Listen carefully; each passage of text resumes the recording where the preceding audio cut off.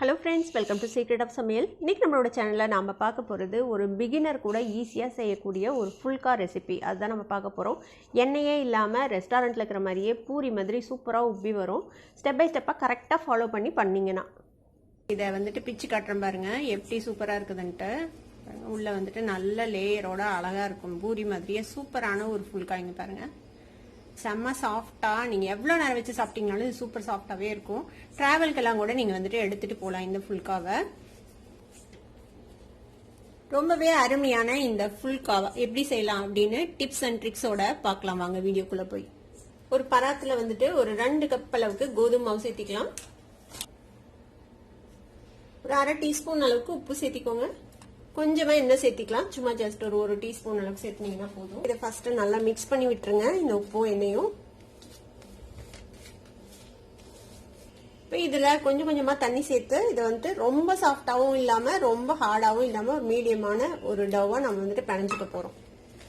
கொஞ்சம் கொஞ்சமா தண்ணி விட்டு இதை மிக்ஸ் பண்ணிக்கோங்க. சப்பாத்தி மாவு பிணைவோம்ல அது மாதிரியே தான். இது நார்மல் வாட்டர், சுடு தண்ணி அந்த மாதிரிலாம் எதுவும் தேவையில்லை. பால் அந்த மாதிரி எதுவுமே தேவையில்லை. நார்மல் தண்ணி. இந்த மாதிரி கொஞ்சம் கொஞ்சமா தண்ணி தெளிச்சு பிணைஞ்சுக்கலாம். இப்போ இந்த மாதிரி ஒரு சாஃப்டான டவ்வா நம்ம பிணைஞ்சு வச்சாச்சு. ரொம்ப சாஃப்டாவும் இல்லை, ரொம்ப ஹார்டாவும் இல்லை, மீடியமா இருக்குது. இப்போ இந்த மாதிரி பிணைஞ்சு வச்சாச்சு. இப்போ இதில் ஒரு 5 நிமிஷம் நல்லா நீட் பண்ணிருப்போம். இந்த மாதிரி நல்லா பிணைஞ்சு வச்சுக்கோங்க. இப்போ இதை மூடி போட்டு நம்ம மூடி வச்சிடலாம். நம்ம ரெடி பண்ண வரைக்கும் இப்படியே இருக்கட்டும். 10 நிமிஷம் இது ஊறட்டும். ஒரு 10 நிமிஷம் நம்ம பிணைஞ்சு வச்சு ஊறி இருக்குது. இப்போ இந்த மாவை தேவையான சைஸ்ல நம்ம ஃபர்ஸ்ட் உருட்டிக்கலாம். இந்த மாதிரி சின்ன சின்னதாவே உருட்டிக்கோங்க. ரொம்ப பெருசா சப்பாத்தி அளவுக்கு உருட்ட வேணாம். நம்ம இன்னைக்கு ஃபுல்கா தானே செய்ய போறோம். அதனால இந்த மாதிரி இந்த சைஸ்க்கு உருட்டிக்கோங்க. ஒரு சின்ன எலுமிச்சம்பழம் சைஸ்ல இந்த மாதிரி எல்லாத்தையும் நம்ம பிச்சு போட்டு வச்சுக்கலாம் உருட்டி.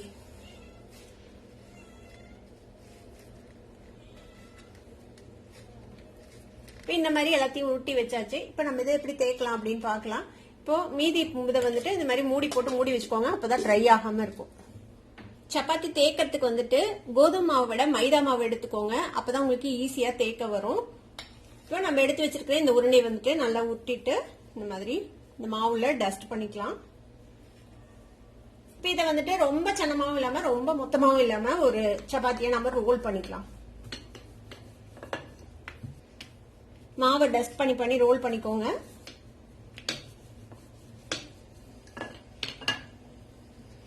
பாருங்க, இந்த அளவுக்கு சன்னமா நம்ம ரோல் பண்ணிருக்கிறோம்.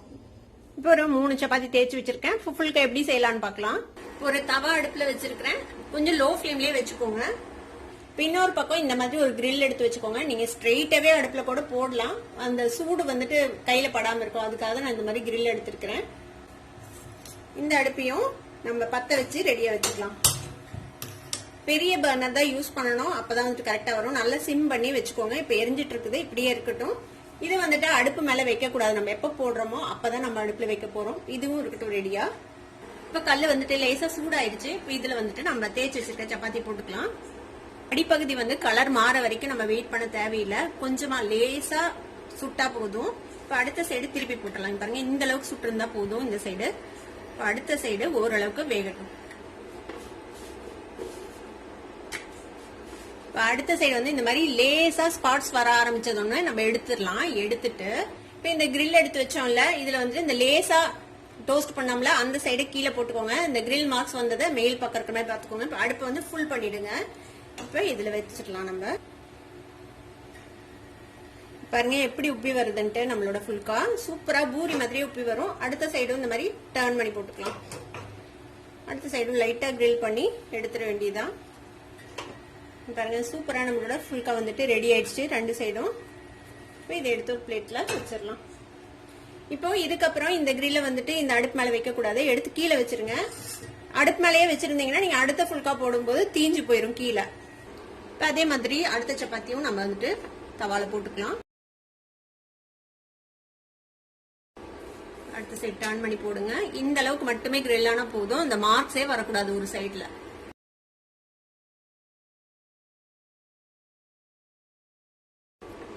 இந்த மாதிரி லைட்டா மார்க்ஸ் வந்தோடனே எடுத்துடலாம். எடுத்துட்டு நம்மளோட கிரில்ல இந்த மாதிரி பிளேஸ் பண்ணிக்கோங்க. இப்ப அடுப்பு அதிகப்படுத்தி வச்சிருங்க. இப்போ அடுப்பு மேல இப்படி நேரடியா காட்ட வேண்டியது. பாருங்க, சூப்பரா உப்பி வரும் நம்மளோட ஃபுல்கா.